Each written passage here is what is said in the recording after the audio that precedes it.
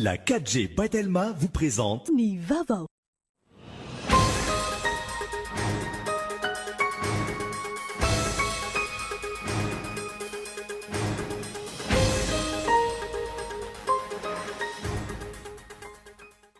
Nidinika momba ny raharaham-pirenena sy momba ny ampandrosoanan'ny Madagasikara tamin'ity androany ity ny filohan'ny Repoblika sy ny mpikambana eo anivon'ny FFKM.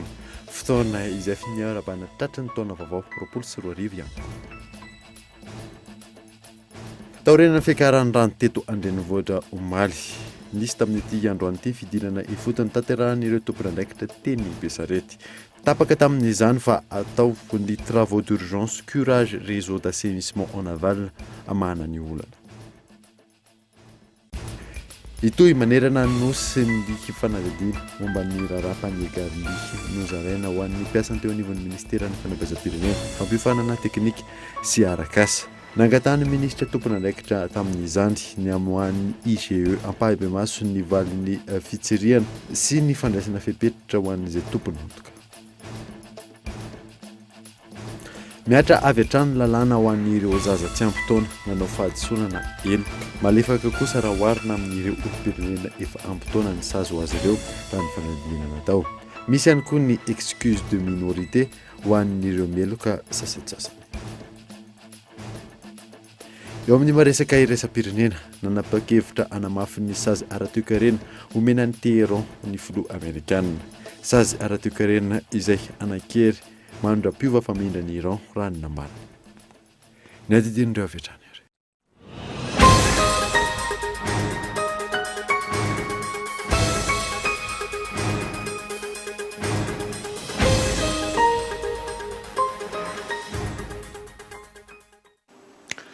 Finaritra tompoko lasy sy tompoko vavy fotoana vaovao eto amin'ny École TV ka Manasanaora anaraka izany hatramin'ny farany.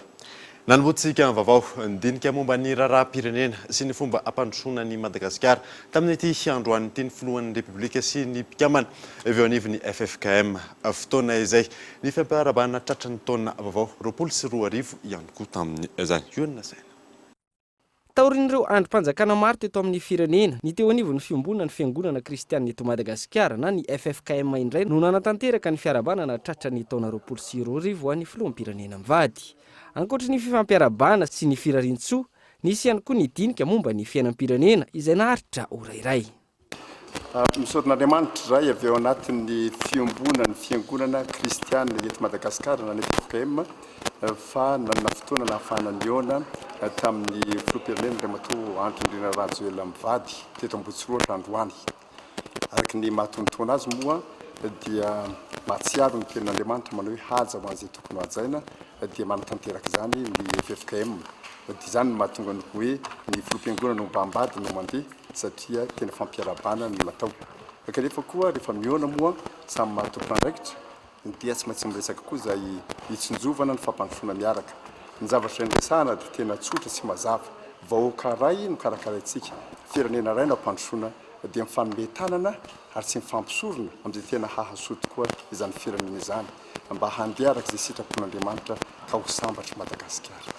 Teboka maro no noresana nandritra ny fiainana teo amin'ireo filoham-piangonana sy ny filoham-pirenena raha ny fampitam-baovao iray hatrany. Tanjona ny iainana vahoaka ao anatin'ny fandriam-pahalemana sy ny fitoniana makany amin'ny tena fampandrosoana.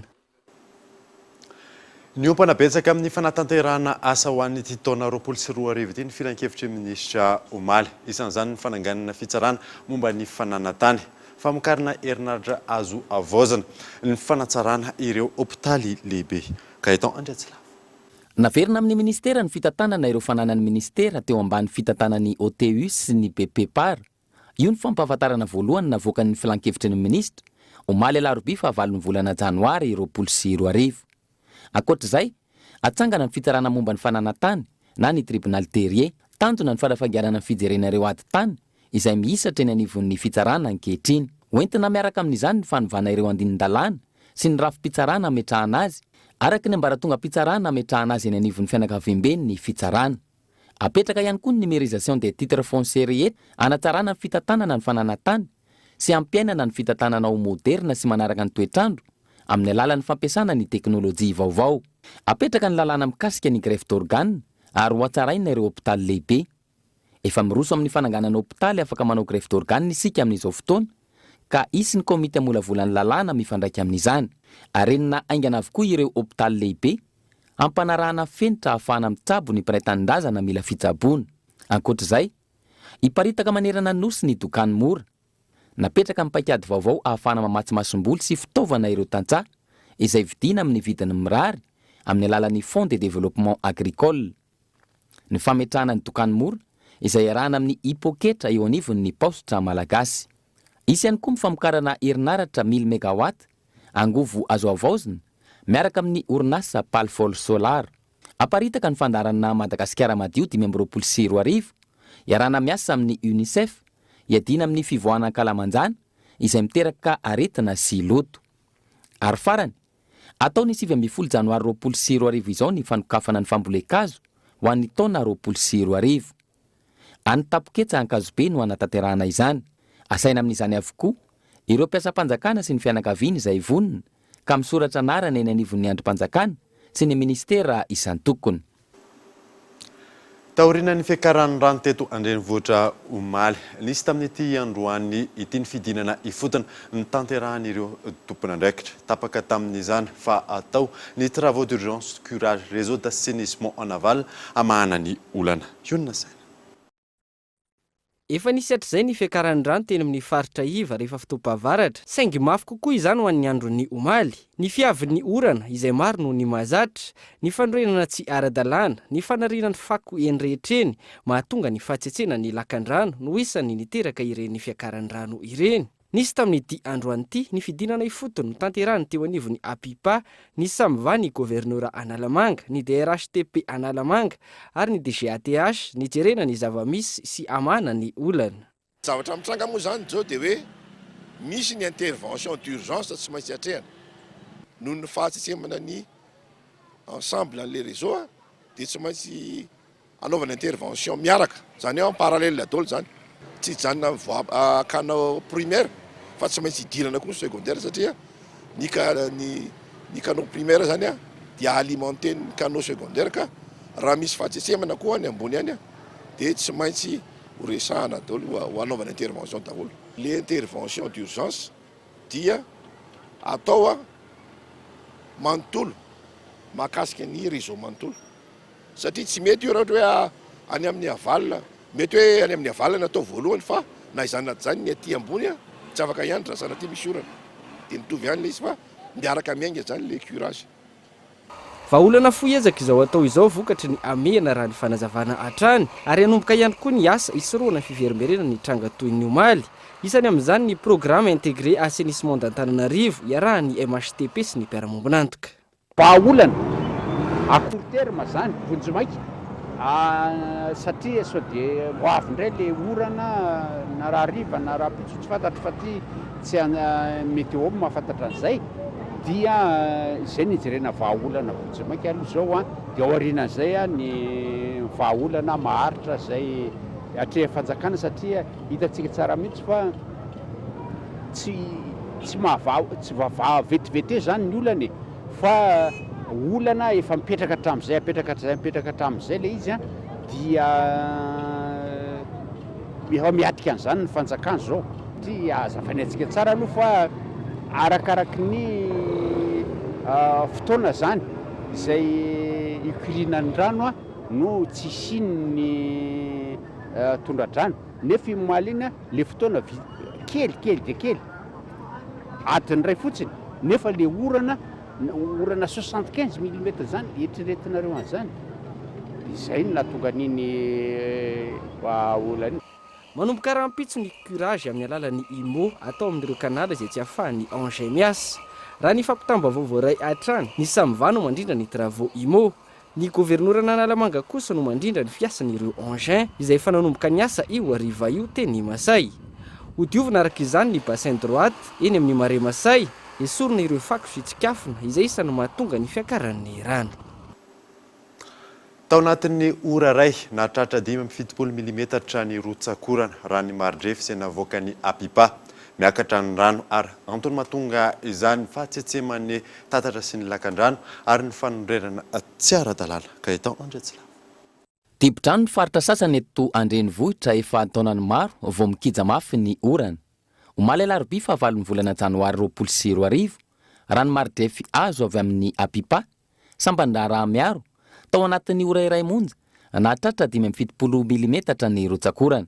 Efa mihodina avokoa ireo ivitoerana fitrohana rano vokatry ny rotsakorana eto Antananarivo renivohitra izay mamarina izany rano izany amin'ireo lakan-drano Andriatany sy ny C3 saingy ny olana mipetraka dia ny fahatsetsemana noho ny loto sy ny fako amin'ireo lakan-drano avy amin'ny quartier sy ny fokotany sasany indrindra amin'ny toerana iva ka manano sarotra ny fivarinan'ny rano mamonjy ireo fitoerana fitrohana rano ireo ary mampitombo ny fotoana iandronan'ny rano eny amin'ny arabe. Ny olana lehibe ary mila fandraisana andraikitra entitra avy amin'ny sambana raha isan-tsokajiny indrindra ny commune dia ny fanakanana ireo fanorenana tsy ara-dalàna eny ambony na manamorona ireny lakan-drano ireny ka mahatsetsina tanteraka azy ireny matetika toy ny hita eny Besarety, Andravoangy, Ambodivona, Andranonahoritra sy ny maro hafa. Tsy azo hidivirana ny fiandronan'ny rano amin'ny vanim-potoanan'ny fahavaratra fa ny fotoana ivarinan'ny miala amin'ny arabe no ezahana afanganana hatrany.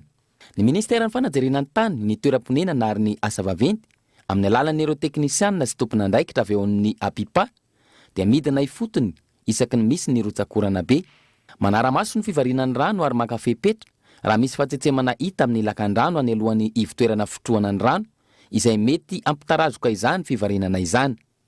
Manentana ihany koa ny ministera ho an'ireo mpetraka manamorona ny lakan-drano mba hikajy azy ireny tsy hanarinary fako anatin'izy ireny ary ho sarotiny amin'ny fahadiovany.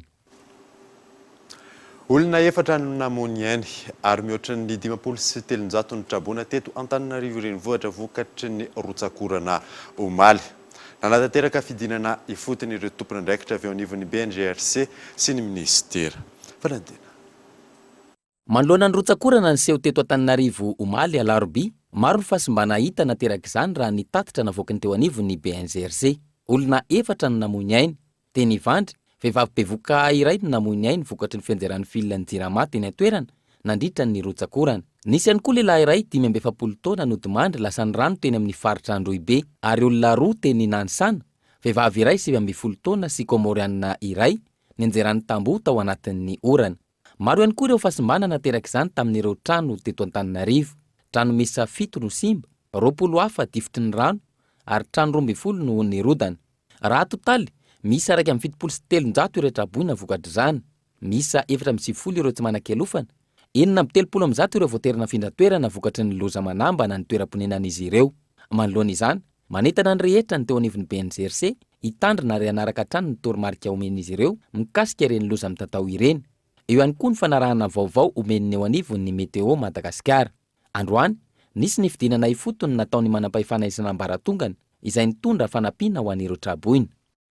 Manavahiny sampana fampahalalam-baovao amin'ity alina ity tsy zafa Andriamatoa Ramilson nomenjanahary zay candidat ben'ny tanàna MMM any Faratsio miarabanao tonga so eto amin'ny sampana fampahalalam-baovao fantatro mibesa maro amin'ny analana hoe mily ihany koa moa Andriamatoa nanombotsika izany hoe fanontaniana voalohany apetrako aminao miteraka savorivory amintsika amin'ny teny zao ny valin'ny fifidianana sy ny zava-miseho any amin'ny commune Faratsio amintsika amin'ny teny zao ny lany ianao tao amin'ny vokatra vonjimbaika izay navoakan'ny CENI voaka omaly koa ihany koa ny valin'ny fitsarana teny amin'ny tribunal administratif ka resy ianao fa nisy fitoriana taminao ka resy ianao tamin'ny zany ka nisy nifoanana ny bureau de vote tao amin'ny zay commune Faratsio zay afaka lazalazainao misimisy koa sy ny fanazavana mahakasika an'ireo savorivory ve? Misaotra namana lalaina ary mamerina ny fiarabana. Marina dia marina fa ao anatin'ny taoriana ny fifidianana izay niseho tamin'ny natao tamin'ny 17 novambra 2019 lasa teo iny dia niarana hita fa lany ny candidat mily candidat natolotry malagasy miaramiainga tao amin'iny commune ao Faratsio tapitanàna ao anatin'ny district amin'ny Faratsio. Raha ny zava-misy tany atoerana dia raha tsorona dia hoe ny fifidianana tamin'ny fifidianana communale iny anisan'ny fifidianana ny lamina indrindra satria ny antony dia tsy nahitana olana tany anatin'ireo atao hoe fokotany 20 Faratsio ary misy bureau de vote 30. Raha ny zavatra nisy anefa dia rehefa vita ny fifidianana dia naresy ny tenako ary tao anatin'izany fandresena zany raha ny zavatra eo am-pelantanana rehefa vita ny fifidianana dia tsy misy afa-tsy ny procès verbal zay teo am-pelantanana dia milaza mazavazava rehefa tonga teo anivony ratsamangaiky an'ny CENI tany atoerana sy rehefa tonga teo amin'ny CENI rehefa namoaka ny vokatra vonjomaika dia nitaritra ara-dalàna ny tenako a ary lany amin'ny tombombato a 9 isa zavatra nisy nefa rehefa tsy nahazaka ny kandida mpifaninana telo zahay no kandida ny faninana tao amin'izany commune Faratsio zany ny voalohany amin'izany ny tenako ny kandida ny meme faharoa ny kandida ny erika ny fahatelo ny tim kandida larana faharoa tao dia ny erika rehefa nahita ny zany atao hoe elanelambato 9 zany ny kandida mpifaninana dia mitady hevitra ny anao ny aminona ny bureau de vote tany amin'iny fokotany EPP Besoroatra iny fokotany matsinjo mampiavana commune Faratsio zany hoe rehefa nitady hevitra izy ny aminona nisy satria fatany fa tena anisan'ny nandreseko mihezinezina tany mialana teny anao satria anaty PV zany hoe raha ny vato azoko tao amin'ny salle 1 tao amin'ny EPP Besoroatra dia mahazo 200 20 ny kandida IRK raha tao amin'ny salle 2 dia 220 ary 70 ny kandida IRK zay zavatra zay no anisany anankiray tena tsy zakany zareo ary mitady hevitra izy ary miprofo nentina anaovany an'izany dia hoe nitady motif izy maromaro motif nataony ary zay indrindra no tiako tsindrina ny anankiray tena anisany tena nitsindrina tamin'izany dia ny hoe nihidy ny bureau-mpifidianana tamin'ny 12 atoandro sy talohany tamin'ny 5 ora ny nijoro vavolombelona amin'izany dia ny président des bureau de vote ihany ary ny président ao anatin'ny bureau de vote nefa le raha tsy mahita na manalalaina fa misy 10 membre amin'ny bureau de vote zay apetraka ny CNI eo misy ny hoe président misy ny vice misy assesseur misy secrétaire dia tena nidy tokoa ve zay bureau de vote zay tena zavatra lainga ny foronina zany zany tena tena hoe lainga amin'ny totobozaka satria na ozy ianao rehefa nandefa ny fitoriana izy teo anivon'ny fitsarana dia nametraka an'izany fitoriana zany dia namaly zahay tamin'ny antsina hoe mémoire de défense dia nahita ny zavatra hoe nanontany zahay nandefa wisetany atoerana hoe nisy bureau de vote nidy ve taty dia nanontany andreo membre de bureau de vote efatra ambony dia nanao fanambarana izy reto misy fanambarana nataon'izy ireo ato hoe tena tsy nahisy bureau de vote nidy eo na dia ray segondra ary nanontany koa zahay any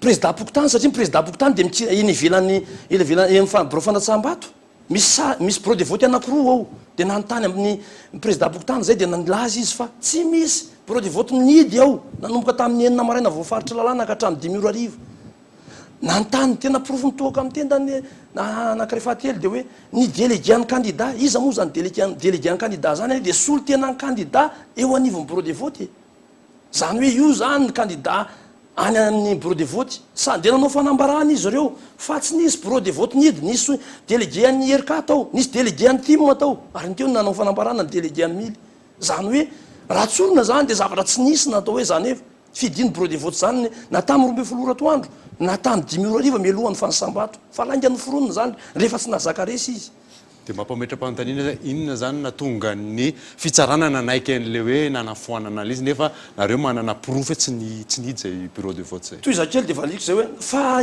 efatra farany dia ny mpifidy eo amin'ny toerana dia lavidavitra tanàna ary sahala amitseny amin'ny EPP Besoroatra io satria lavidavitra tanàna dia eo misy vahoaka mijanony foana miandry vomandrotsabato hatramin'ny maraina dia miandry arivo eo dia re olondreo dia nanao fanambarana ihany koa fa dia tsy nisy bureau de vote nidy tany na dia ray segondra ary zay indrindra mampatonga le fanontaniana mipetraka marina tena namana lalaina hoe maninona olona ray no andeha hitsangana eo anivon'ny tribunaly administrativa hoentin'ny candidat mpifaninana dia zay no andeha ho raisy na anafoanana tena naovana tsinitsinina ny vahoaka mpifidy any amin'izany commune district amin'ny Faratsio zany amonona ny bureau de vote io fantatra tsara nefa fa raha sanatria ka tsy hoe sanatriavana fa efa nifoanana moa zany le izy fa nifoanana omaly efa mivoaka ny didy fa raha ny zavatra nisy dia efa foana amin'ny bureau de vote salle 1 raha hoe na m-90 no azony mily zany dia lasa anasorana n'izay 200 zay ny vato mily satria mifoanana io anasorana 25 dia lasa mitarika 250 ndray any candidat ny ERK zany hoe lany zany izy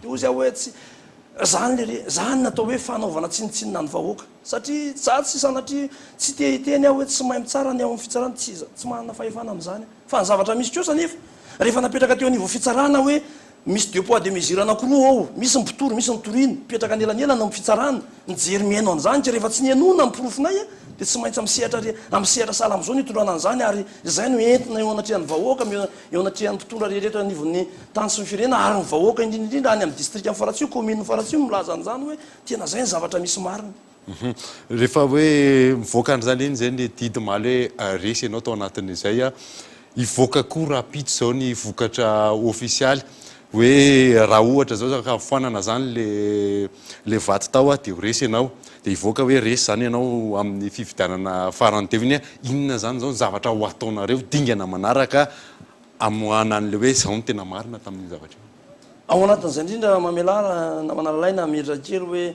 ny oentina atao hoe tena profo anankiray satria na iza na ianao na ny fitsarana tsisy tany amin'ny bureau de vote io tamin'ny andro ny alarobia nanomboka tamin'ny enina maraina ka hatramin'ny 2 heures arivo fa ny PV ny manamarina an'izany hoe nizotra ve ny fifidianana sa tsy nizotra ao de manambara misy faritra zay ato hoe filazana ataon'ny filohan'ny bureau mpifidianana momba ny fizotra amin'ny fifidianana de nilaza mazava izy fa nizotra ara-dalàna amin'ny fifidianana tsisy raha tio raha tsisy nininina zany hoe ty zany document de base hoentina ao anatin'izany rehetra zany ary ty no ampiasain'ny CNI ty koa zany no ampiasain'ny ao nivon'ny fitsarana ny tribunal administratif nefa ny zavatra misy nefa am'izao fotoana zao de lasa foanana fotsiny ary zany indrindra mampalahelo tesitona namana amin'ny tenin'ny namana mampitsara satria mbola misy ny zavatra lalina azo alea ary zay indrindra ny hoe mamamalo fanontaninao inona ny ataon'ny candidat mily miaraka amindreo toka misy fanekenana zany didina voaka ny tribunal administratif zany de mariny zany hoe fotoana zao a hitondrana andraraha anaovana pourvoi na cassation andiany eo amin'ny filakevi-panjakana hitondrana zany raharaha zany satria zavatra hita fa tsy mitombona ary za tena hoe misy zavatra mampiaha tena misy zavatra mampiaha ao anatin'izany hoe olona ray ve ny andeha hijoro amin'ny von'ny tribunaly andeha hoe atao témoin de zay no aminona amin'ny safidim-bahoaka tena zany ane de efa nitsakitsana ny demokrasia ary za mino fa zay na anisan'ny etapy anankiray hoe aleo oentina ho anivon'ny filakevi-panjakana ny raharaha de ao no andeha oentina ren'ny profo rehetrrehetra satria za mino fa tsisy ny enindreo raha nisy nijery any na manalalaina hoe tiany ny an'ny président pokotany tiany amin'ny membre bureau de vote efatra ambony tiany ny délégué an'ny candidat tiany amin'ny vahoaka mpifidy ty tsy haiko hoe iza tsony no anamarina an'izany za mino fa tsisy observatoire satria lavitra le toerana tananarivo fa lavitra io fa iza no tokony anona hoe tokony jerena ifotony zany zavatra zany satria zany aneny tena hoe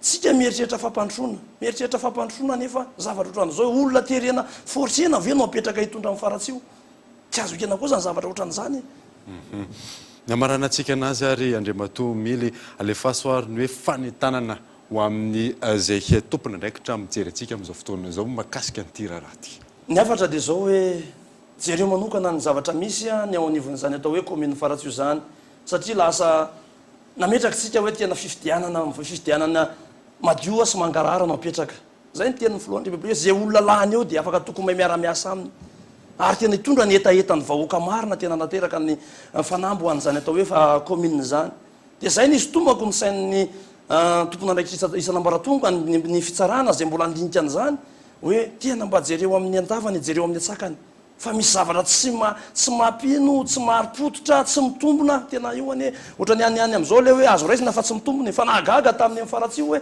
faratsio ihany ny tao anatin'le izy hoe faratsio ny hoe tena foanana amin'ny bureau de vote de lasa nahagaga hoe aizahay tena misy zavatra ohatran'izany matetika ny aveny amin'ny CNI foana no hoe ino ny safidim-bahoaka no lazaina amin'ny tribunal administratif fa ty raha mahakasika any amin'ny faratsio ty de mampahagaga na manalalaina satria misy zavatra tsy mampetiny saina feo fieritreretanao satria tamin'ity fividianana ty ihany zao nisy an'izay nisy fividianana taloha tamin'ity vao nisy an'izany hoe foanana zay ny tamin'ny tena marina zany satria candidat député ny tenako farany teo a 32% na 34 ny député lany am'izao be de be ny zavatra hita fa hoe aleo a tsy andeha ifanimba fihavanana am'izany satria lasa le fiarahamonina ny lasa simba am'izany fa roa rehefa lany de mba lany aloha fa raha io ametraka an'izay ny foana tsika hoe zay olona lany de andao idavana hevitra de andao adaboka andao aongana andao hoe ampidina amin'ny zavatra tsy fantatrany de ozy hoe tsy mahatsara ny firenena io nama tsy mahatsara ny firenena io fa ny zavatra tena tedavitsika de hoe aleo ny vahoaka tena mba olona tena hitondra anazy ary faharoa manaraka an'izany de hoe tsy maintsy zay anao tatitra ny vahoaka satria misy zavatra tsy maintsy le izany fifidianana nena manalalaina fitondrana fahefana ampindra amin'ny vahoaka izy io ao anatin'ny efatony rehefa hoe ny vahoaka apindrana amin'ny fahefana rehefa nanao an'izay ny vahoaka rehefa nanosony an'izay tao amin'ny bureau de vote ka rehefa efa tsy tonga tia mily le fahefana fa lasany amin'ny olo-kafa de tsy maintsy andeha hiteny amin'ny vahoaka hoe le fahefana ane de tsy lasa ty amiko hoe fa lasa any amin'ny olo-kafa ka anjaranareo vahoaka ny tompona andraikitra am'izany fa za tsy teny hoe vidatra eo ny mily fa vonona tena amin'ny fahamarinany aleo marina no ajorontsika ary marina no ampisehoantsika hoe inona ny zavatra nisy marina atao amin'izany commune Faratsio zany fa rehefa mivoaka eo marina manaiky tsika nama. Ankatrany nitondrandreo fanazavanareo makasika an'izay savorovory misy any amin'ny commune Faratsio zay fa arahantsika kaiky makasika izay raha zay. Misaotra betsaka tompoko, misaotra indrindra. Tonga tamin'ny fotoanany dokavarotra isika aoriana zay natatsika ny toeny rarapany Garni amin'ny fotoana izao eo ihany koa lalàna ho an'ireo zaza tsy ampy taona izay nanao fahadisoana na meloka rehefa avy eo ary.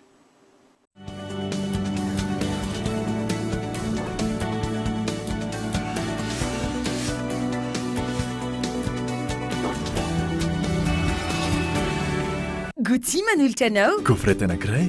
Avy eo misy crème. Dia gaufrette iray indray. Mbola ampiana crème. Dia gaufrette iray farany mikarepy kely. Tsy misy mihoatra ny frigo any Gouty. Naiza naiza. Amin'ny fotoana rehetra. Mbola betsaka crème sy gaufrette coco ifonosana lehibe frigo ilay gaufrette tiako indrindra. Amin'ny vidiny 20 ariary sy 20 ariary. Gouty, tous les plaisirs de la vie. Tu crois qu'elle est comment la vache qui fait du curry? Elle est toute carrée comme le curry. Ou alors elle est rallongée pour faire plus de boulets. Moi je crois qu'elle a un masque et une cape bleue. C'est une vache super-héros en fait. Trop bon. Du lait, de la crème et plein d'imagination. Kiri kiri kiri. Vovô, tellement Wiki plus 4G, la Hyundai intelligent 4G et famille WhatsApp, Facebook, YouTube, Google Assistant, Telma et moi, Zayaz na omniala la système iOS. Zayan, famille appareil photo 1,3 mégapixels la selfie, Miss Bluetooth, hotspot Wi-Fi ku, afaka izarana connexion, arony batterie matanjaka mahatratra amin'ny teloandro be zao. Zany rehetra zany amin'ny vidiny 79 000 ariary TTC Monds, manatonaingana Telma Shop.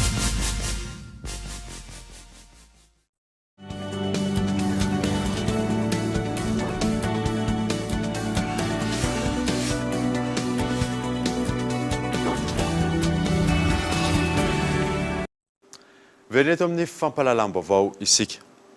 Itoy manerana ny nosy ny fanadadiana momba ny rarapany Garni nozaraina tamin'ireo mpiasa teo anivon'ny ministeran'ny fanabeazam-pirenena fampiofanana teknika sy arakasa. Nakatahan'ny ministera tompon'andraikitra tamin'izany namohan'ny IGE ampahibemaso ny valin'ny fitsiriana. Ivry Mitondra fanazavana momba ny tsy fitoviany maribola momba ny fanomezana solombody akoho na ny panie Garni nirasy mipiasa amin'ny ministera ny fanabeazam-pirenena. Ny fampiofanana teknika sy arakasa nandritra ny fetin'ny faran'ny taona androany ministra tompon'andraikitra. Namafisiny tamin'izany farana tokana ho an'ny mpiasa birao teo anivon'ny ministera foibe ihany ny fanomezana. Notsinjaraina araka ny fiche primaire d'enquête ny vola ambiny. Ho fitsinjovana ny fianakaviam-ben'ny ministera ny fanabeazana. Ka nalefa ny fandefasana ny vola rehetra tany amin'ny DRNTP sy ny Cisco manerana ny nosy. Rehefa tonga any amin'ny DRNTP sy ny Cisco ny toromarika nomena dia vorio ny mpiara-miasa, ny sefizato, ny mpalehantsekoly ampahafantarinareo ny vola izay fanomezana avy amin'ny filoham-pirenena ka mifandinika ianareo na hiara-manao fety mitambatra na hotsinjaraina isam-batan'olona. Ny toromarika dia izay vola noraisina no anaovana sonia. Rehefa 7,000 ny vola noraisina dia 7,000 ariary no anaovana sonia. Efa nitondra ny taratasy fanamarinana ny famoaham-bola teo anivon'ny ministera foibe manoloana ny inspection générale d'État. Misahana ny fanadiadiana momba ny rarapany Garni ministra tompon'andraikitra omaly. Itoy any anivon'ny DRNTP sy ny Cisco manerana nosy ny fanadiadiana. Ka isan'ny fangatahana nataony ny amoahana amin'ny mpabemaso ny valin'ny fitsiriana sy ny fandraisana ny fepetra ho an'izay tompon'antoka amin'ny fanodikodinany. Izahay dia tsy naman'ny ratsy. Misy ny fahaverezam-bola tany amin'ny faritra DRNTP atsimo atsinanana. Izay ny tale iraisam-paritra ny fanabeazam-pirenena no nitondra ny vola dia notafiny dahalo dia efa nandray fepetra ny fanalana azy izay ho fanehoana amintsika fa tsy naman'ny ratsy na heverina manao kolikoly. Ary raha mbola misy tratra voapirofo nanodikodina izay vola izay dia tsy maintsy handraisana fepetra mba hampanjakana ny fanjakana tsara tantana sy ny ady amin'ny kolikoly. Namafisina hatrany fa tsy maintsy ho fantatra ny valin'ny fanadiadiana momba ity raharaha ity. ary ampiarina ny sazy ho an'izay tompon'antoka tamin'izany. Antso avy arak'izany no nataony ho andro mpampianatra nanapaka ny fampianarana vokatry iverina mpianatra ho fitsonjovana ny zaza malagasy. Nazava ny fanazavan'ny ministera tompon'andraikitra manoloana ny raharaham-paniagariny hoy ireo mpampianatra eo anivon'ny Cisco Tanaville. Arak'izany manainga ny mpampianatra rehetra ho tony izy ireo eo ampiandrasana ny vokatry ny fanadidina. Kaetan Andratsilavo. Manoloana ny tranga izay niteraka resabe teo anivon'ny ministeran'ny fampianarana Tatoato, nitondra fanazavana ireo mpampianatra eo anivon'ny Cisco Tanaville. Mazava ny resaka nataon'ny ministra hoy izy ireo ka tokony hiverina an-tsekoly ny mpampianatra rehetra. Araky ny tenin'ny ramatoa ministry ny fampianarana zany dia mazava be ny zavatra no teneniny fa natao voatokana ho an'ny mpiasa birao amin'ny ministera le izy. Kanefa no fisian'ny ampom-bola dia nomeny ampitiavana ny nanomboka teo amin'ny terrain Cisco ary ny mpampianatra taty anatin'ny sekoly mpanjakana zany ny ampom-bola. Ka io no zarany arak'izay fahafahana manao azy ka tsy nitovizan'ilay vola ho zarana aty. Ka noho izany manentana ny mpampianatra namana zany mba hiverina an-dakilasy dia misaotra indrindra ny filoham-pirenena sy ramatoa ministra nanome sy nitsinjo anay. Nanamafy izany ihany koa ireo taletsekoly eto anivon'ny Cisco Tanaville. Izy ireo izay nanao antsoavin'ny mpampianatra namany ho tony sy ilamina ary amitany adidy sy andraikitra amin'ny mampampianatra azy. Satria efa nandeha tokoa ny fanazavana rehetra, efa mandeha ny fanadiadiana ary ny zavatra rehetra teto amin'ny ministera dia natao tamin'ny fangararana feno. Isaorana manokana tao anatin'izany ny ministra izay tamin'ny mpitiavana tokoa ny tsinjovany ireo sekoly tsirairay avy, tsy mbola nisy hatramin'izay fitiavana manokana tonga hatrany amin'ny anivon'ireny sekoly tsirairay avy ireny, ka tianay ny manamarika ary tianay ihany koa no misaotra manokana izany fitiavana manokana nasehony ramatoa ministra izany. Tsy adinay ihany koa no mankasitraka ny filoham-pirenena teo amin'ny fitsinjovana ary ny fanazavana dia mazava tsara ary ka noho izany dia manentana sy manasa ary indrindra miangavy ireo namana mba ho tony eo anatrehan'ny zava-misy ary anao atsakany sy andavany ny andraikitra izay efa napetraka taminy. Resy lahatra araka izany ireto mpampianatra eo anivon'ny Cisco Tanaville ireto ary hiverina hampianatra izy ireo. Tsy maintsy ho fantatry ny be sy ny maro ny vokatry ny fanadihadiana natao, hoy ny ministra tompon'andraikitra. Ho fitandroana ny fahasalamana sy fisorohana ireo tsangana retina iseho amin'ny zaza sy ny tanora. Isy ireo kit momba ny fahasalamana ho zaraina amin'ireo sekoly manerana ny nosy. Fanadina. Totosandroany ny fifanaova-tsy ny mpiara-miasa teo amin'ny ministera ny fanabeazam-pirenena, ny fampianarana ara-teknika sy arakasa sy ny fondation Merieux anomezana kit momba ny fahasalamana ho zaraina amin'ireo sekoly manerana ny nosy. Tanjona ny anabe ireo mpianatra ahafantatra sy ahay ampiatra ireo fihetsika tsotra miaro azy sy ny fianakaviany amin'ny fiparitahan'ny aretina. Misy amin'ny teny malagasy sy amin'ny teny frantsay ireo kit ireo ary ahitana kilalao samihafa sy horonan-tsary momba ny fahasalamana. Ny tetikasa dia atomboka amin'ny EPP efajato atao anatin'ny faritra Analamanga.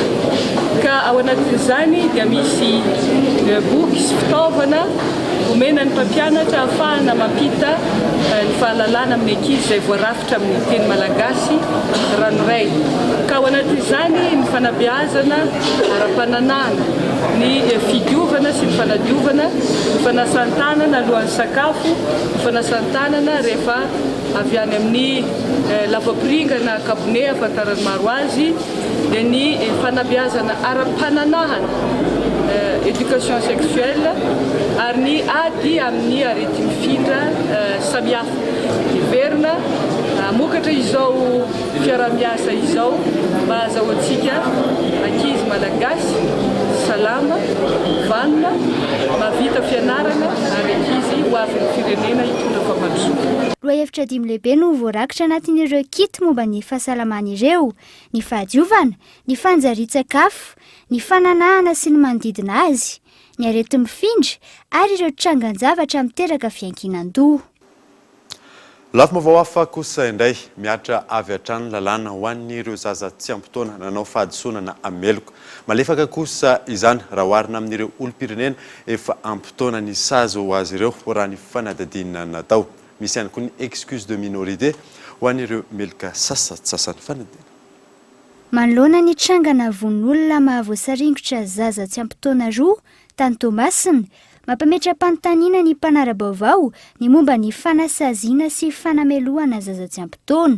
Iarany sazy araka ny rijan-dalàna velona mifeny firenena malagasy na iza nanao eloka sy nandika lalàna. Na olom-pirenena ampitoana na zaza tsy ampitoana. Misy kosa nefa ny fanalefahan-tsazy ho an'ireo zaza tsy ampitoana sy ireo fepetra manokana raisina rehefa tonga ny fotoam-pitsarana azy ireo. Eo masina lany zany zavatra zany le namono zany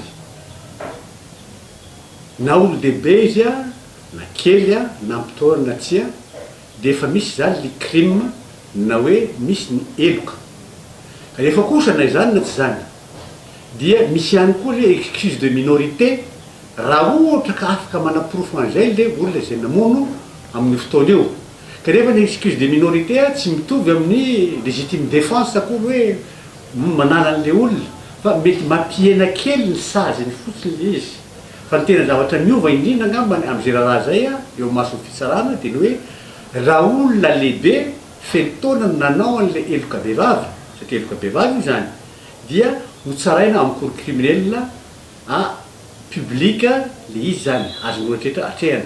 Fa raha mineur kosa le izy zaza tsy ampitoana dia tsy maintsy tsaraina à huis clos, zany hoe tsy afaka manatrika an'io raha-pitsarana io ny olo rehetra fa olona zay hoe mpitsara, ny avocat sy ny assesseur ary ny ray aman-dreny akaiky dia akaiky indreo olona nafaka mianana izy.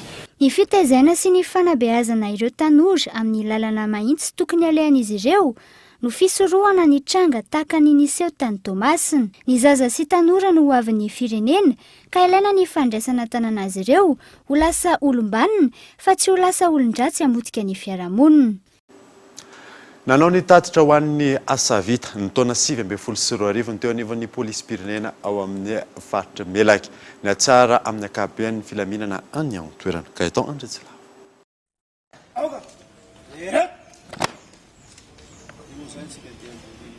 Ny ena ny fanafiana ho an'ny taona 2024 lasa teo raha mita amin'ny taona 2024 hoy ny ao anivon'ny polisy-pirenena ao amin'ny faritra Melaky izay nanao ny tatitra tamin'ny mpanao gazety ny ompana bebe kokoa tany amin'ny fiarovana ny vahoaka sy ny fananany antom-pisian'izy ireo any anivon'ny fiarahamonina ny ezaka natao.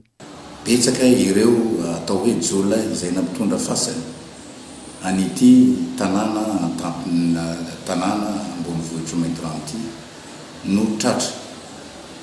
Izany moa dia noho ny ezaka natao ireo polisy izay manao fisafona na amin'ny alina na amin'ny atoandro. Eo koa ny tantsotra izay atao hoe ifanampin'ny vahoaka efa leo ny afitsika ny reto jiolay sy totakely izay tsisy zavatra asa ataony raha tsy ny angalatra. Betsaka ry zareo ary betsaka no efa tafiditra any amponja amin'izao fotoana izao.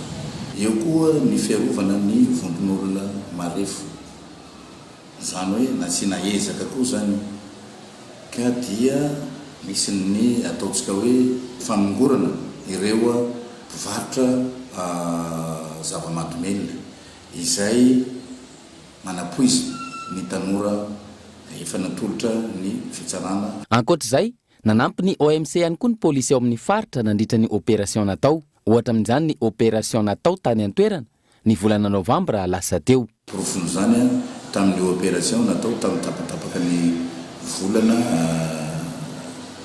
novambra teo dia omby teo amin'ny 700 sy 500 no tratra. Ezaka natao ny arana tamin'ny sandary, ezaka natao ny arana tamin'ny miaramila sy ny tapon'ny polisy. Fa ka efa nisy ny gara tamin'izany, efa nisy tafaverina amin'ny tompony moa ny omby tamin'izay fa ny ataontsika hoe ny asa famotorana natao tamin'izay dia nakinina tamin'ny zareo zandary. Tsy vitan'izany koa ny ady amin'ny atao hoe tsy firandrem-pahalemana amin'ny lalana nahitana atao hoe vokatra koa io satria misy ny fisafoana izay mitsitapitapy ataonay ary anisany nahitana an'izany vokatra izany ny fahazahoana an'ilay atao hoe fiara vaovao zay nomeny fitondram-panjakana. Izaka natao ihany koa ny fandaminana ny anivon'ny polisy-pirenena ao amin'ny faritra Melaky. Isan'ny nomafisina tamin'izany ny fanajana ny fitsipika amin'ny feny polisy-pirenena. Lafim-baovao hafa kosa indray ratsy ny kalitaon'ny paiso ho an'ny faritry Vakinankaratra raha oharina tamin'ny taona lasa ny enako araka izany ny vidiny raha ny fanadadiana natao. Kolo TV Antsirabe. Nanamarika tanteraka ny vanim-potoanan'ny krismasy ny taom-baovao ny fahavokaran'ny paiso.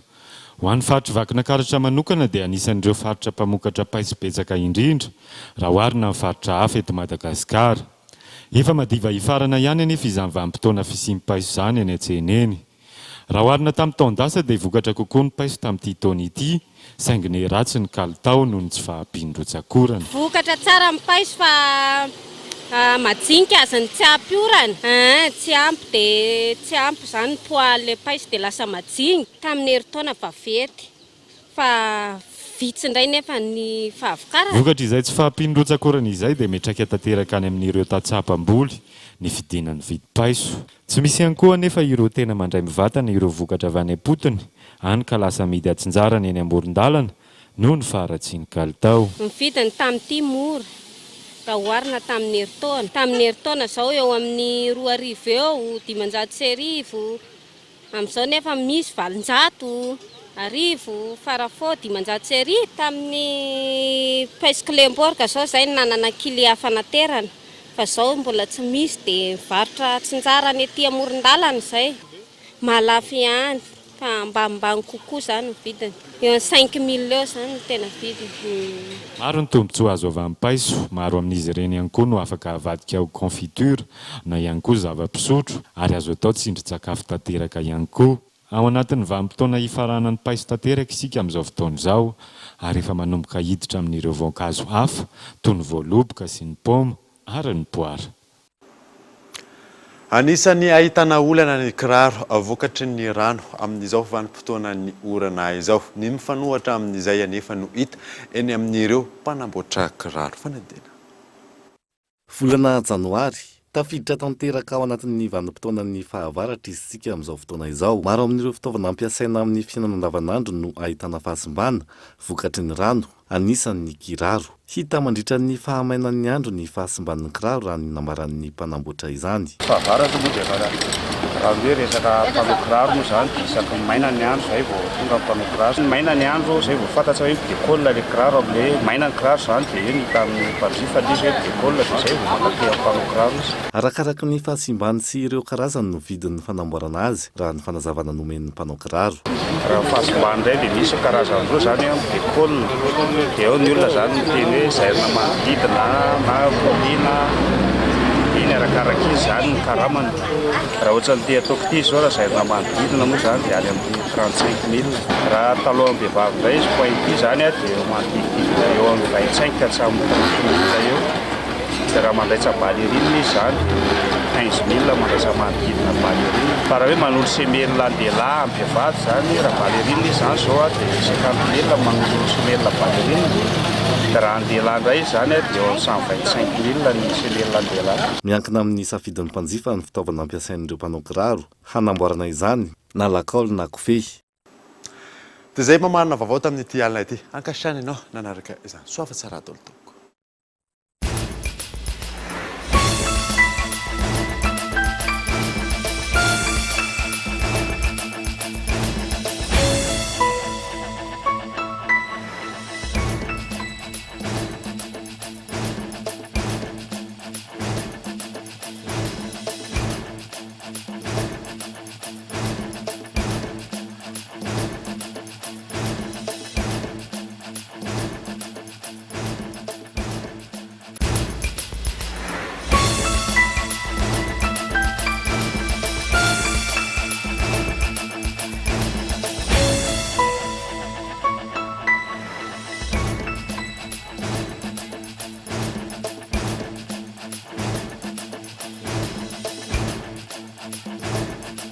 La 4G by Telma vous a présenté Ni Vavao.